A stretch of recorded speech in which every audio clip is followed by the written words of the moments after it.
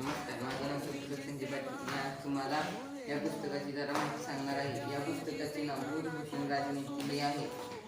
हे पुस्तक छत्रपती संभाजी महाराजांनी यांनी संस्कृत भाषेमध्ये लिहिले आहे आणि याचे मराठीमध्ये अनुवादन वैशाली नागवडे यांनी केलेले आहे. ही पुस्तकं कशा पद्धतीने संकलन झाली याची माहिती आता आपण थोडक्यात पाहणार आहोत.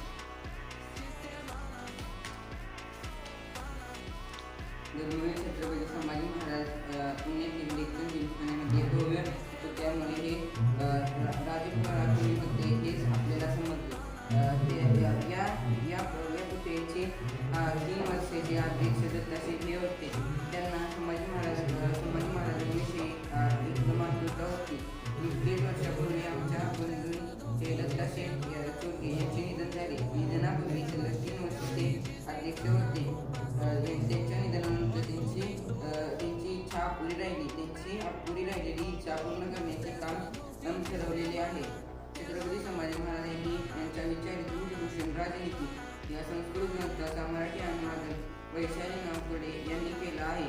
तसेच आमचे सामाजिक क्षेत्रातील मार्गदर्शन व धर्मवीर संभाजी महाराज यांच्या प्रतिष्ठान संस्थापक श्री सुरेश नाना नाशिककर यांनी त्यांच्या कलादत्त प्रकाशित वतीने हा ग्रंथ प्रकाशित करण्याचे काम घेतले आहे.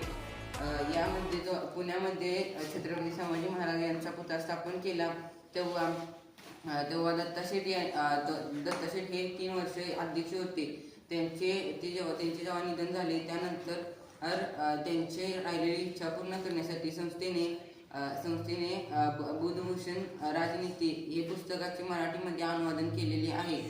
धन्यवाद.